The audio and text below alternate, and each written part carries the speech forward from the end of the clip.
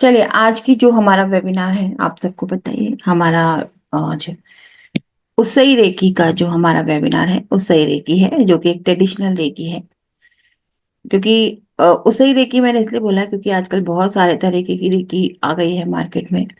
Masters, जो भी masters होते हैं, वो अपने अपने नाम देकर अलग अलग तरीके से रेकी को प्रेजेंट करते हैं। लेकिन हम जो यहाँ पे सीखेंगे वो हमारी उस्सई रेकी है, जो कि एक ट्रेडिशनल रेकी है। डॉक्टर मिकाओ उस्सी द्वारा जो ये रेकी यहाँ पर आई थी।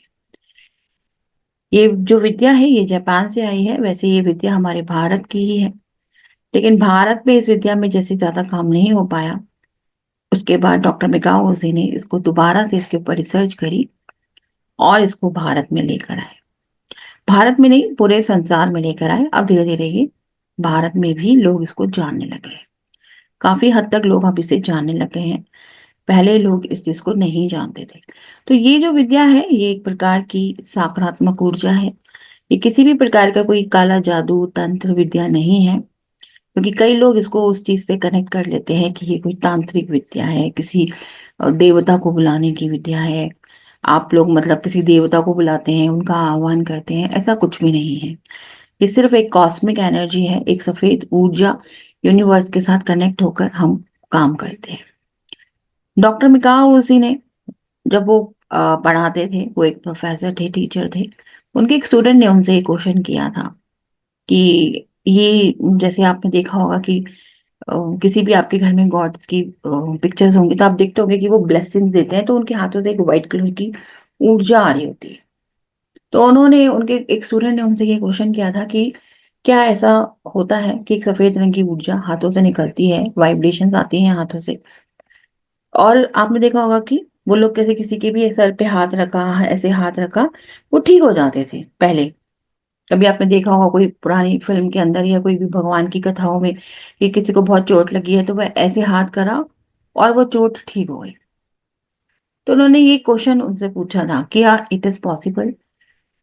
तो उस वक्त उनके पास उसका आंसर नहीं था, लेकिन उन्होंने उसकी खोज करनी शुरू कर दी। जब उन्होंने उसकी खोज करी तो फिर जब उनको नहीं आंसर मिला तो उन्होंने अपनी जॉब को रिजाइन कर दिया। और रिजाइन करने के बाद वो जगह जगह इधर उधर सब देशों में घूमने लग गए, वहां की भाषाओं को सीखा, वहां के धर्म, उनके जो भी धर्म ग्रंथ होते हैं उनको पढ़ा। जब उनको कहीं भी कोई आंसर नहीं मिला तो वो बहुत परेशान हो गए, फिर वो वापस अपना जापान चले गए। फिर भी उनकी रिसर्च अभी खत्म नहीं हुई थी, वो फिर भी उस पर रिसर्च करते जाते। फिर उनको ये इस बात का आभास हो गया था कि ये जो विद्या है ये कहीं ना कहीं भारत से रिलेट करती है। फिर ये भारत आए। भारत में उन्होंने आकर इस विद्या को जानने के लिए पहले हमारे जैसे ग्रंथ हैं सारे हमारे संस्कृत में है, तो उन्होंने संस्कृत भाषा को सीखा। फिर संस्कृत में सारे ग्रंथों को पढ़ा। फिर यहाँ के संत महात्मा, जो बड़े बड़े संत महात्मा लोग थे, उन सबसे मिले, उन सबकी सेवा भी करी। लेकिन तब भी उनको उसका उतना आंसर नहीं मिल पाया, एक जो सटीक आंसर होना चाहिए था वो उनके पास नहीं था। और फिर वो बहुत परेशान हुए। लेकिन उनको इतना तो समझ में आ गया था कि ये भारत की ही है।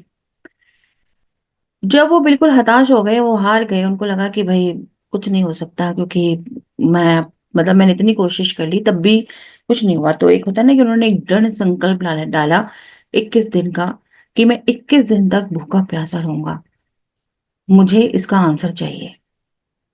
उन्होंने 21 दिन का तप किया।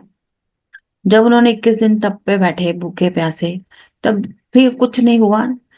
21वें दिन जब उनको लगा कि अब वो 21 दिन तक भूखे प्यासे थे, तो नेचुरल उनके शरीर में बिल्कुल जान नहीं थी, बिल्कुल कमजोर हो चुके थे। उनको लगा कि अब उनका अंत नजदीक है, अब वो मतलब नहीं बचेंगे। तो वो बस बैठ गए, बस भगवान को याद करने लग गए। इतने में जब मतलब बिल्कुल वो मरने वाली उनकी सिचुएशन थी, बेहोशी वाली हालत में थे वो, एकदम से एक सफेद रंग की ऊर्जा प्रकट हुई आसमान में। और वो इतनी तेज थे, उसकी जो रोशनी इतनी तेज थी कि वो उसको सह नहीं पाए, और वो मूर्छित हो गए, बेहोश हो गए और वहीं पे पड़े रहे। और काफी घंटों तक वो ऐसे ही वहां पे रहे। फिर अचानक से उनको जब होश आया तो वो एकदम से वो खड़े हो गए, और उनको लगा कि उनके शरीर में उनको अजीब सा कुछ फील हुआ कि एकदम एनर्जी, एकदम ऊर्जा, एकदम हाई ऊर्जा उन्होंने अपने शरीर में महसूस की। उनको समझ नहीं आ रहा था कि ये सब उनके साथ क्या हो रहा है, और वो डर के घबरा के वहां से भागे। जब वो वहां से भागे तो वो एक पहाड़ के ऊपर बैठे थे, और जैसे वो नीचे उतरे तो वो चोट लग गई उनको। उनको चोट लगी तो उनके पैर में से ब्लड आने लग गया। दर्द भी हुआ उनको। तो उन्होंने उस ब्लड को जैसे ही वहां पे ऐसे हाथ रखा उस अंगूठे को, जो उस अंगूठे में उनको पेन आ हो रहा था, और जैसे ही हटाया तो पेन उनका चला गया। और जैसे ही हाथ उठाया तो ब्लड भी एकदम से बंद हो गया। उनको समझ नहीं आया कि ये क्या हो गया। मतलब वो कंफ्यूजिंग स्टेट में आ गए कि ये कैसे हो गया। उसके बाद फिर वो और नीचे जब बिल्कुल जमीन पर आ गए तो उन्होंने देखा कि वहां पे लोग बहुत बीमार हो रहे थे, वहां पे बीमारियां फैली हुई थी।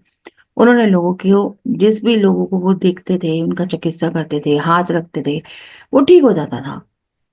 और वो सोच में पड़ गए कि भाई ये सब कुछ कैसे हो रहा है। फिर उन्होंने दोबारा मेडिटेशन पे बैठे, वो मेडिटेशन किया उन्होंने। फिर मेडिटेशन में उनको ये सारे जो सिंबल्स जो हम लोग सीखते हैं, जो हम लोगों को सिखाते हैं, ये सिंबल्स उनको मेडिटेशन के माध्यम से मिले। फिर उन्होंने और इसके ऊपर और भी अपने साथ लोगों को जोड़ा, फिर उनके साथ मिलकर उन्होंने इस पर काम करा, और धीरे धीरे ये विद्या बढ़ती चली गई। ठीक है। तो इस विद्या के बहुत सारे एक्सपीरियंसेस हैं, बहुत सारे बड़ी बड़ी बीमारियां, इसको एक तरीके से लोग इसको बोलते हैं, इसका जो दूसरा नाम है वो होता है स्पर्श चिकित्सा, हाथ लगाकर इलाज करना। ठीक है। तो ये आपकी अपने अंदर की एनर्जी होती है, और हर व्यक्ति के अंदर ये एनर्जी होती है, लेकिन इस एनर्जी को समझना पड़ता है। और इस एनर्जी को समझने के लिए ही ये कोर्स को डेवलप किया गया है। इसके अंदर बहुत सारे सिंबल्स होते हैं जो आपको सिखाए जाते हैं, और इन सिंबल्स के साथ आपको अपना कनेक्शन बनाना है। उन सिंबल्स के साथ आप मेडिटेशन कैसे करेंगे, और उन सिंबल्स को आप कैसे यूज करेंगे। ठीक है। और उन सब चीजों से बड़ी जो चीज होती है वो है आपका विश्वास, क्योंकि ब्रह्मांड में सब कुछ है, लेकिन अगर आपका विश्वास है तभी सब कुछ है। अगर आपका विश्वास नहीं है तो नहीं है। तो आपको उसके साथ विश्वास के साथ आगे बढ़ना है, काम करना है, तभी ये सिंबल्स भी आपके साथ काम करेंगे। लेकिन जब तक हमारे साथ कोई चमत्कार नहीं होता तब तक हमको विश्वास नहीं होता। ये भी एक वजह है ना, कि जब तक हमारे साथ चमत्कार नहीं होता तब तक हमको विश्वास नहीं होता। लेकिन चमत्कार भी उन्हीं के साथ होता है जो विश्वास करते हैं।